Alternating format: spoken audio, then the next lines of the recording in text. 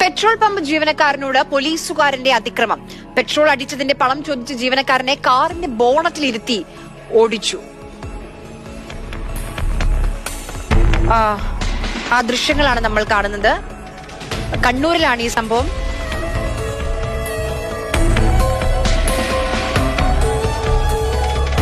Petrol അടിച്ചതിന്റെ പണം ചോദിച്ചതിനാണ് ഇത്രയും ഒരു അതിക്രമം തന്നെ പോലീസുകാരന്റെ ഭാഗത്തു നിന്ന് ഉണ്ടായിരിക്കുന്നത്.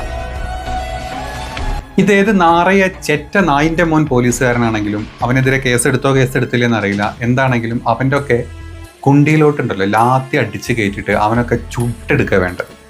അല്ല, നിങ്ങളൊന്ന് ആലോചിച്ച് നോക്കിയേ.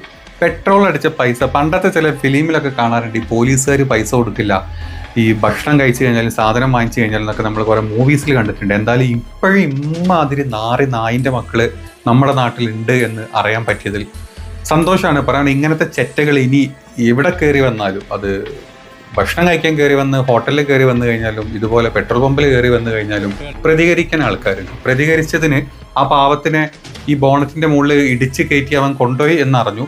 അവനൊക്കെ എതിരെ കൊലക്കുറ്റത്തിനാണ് കേസെടുക്കേണ്ടത്.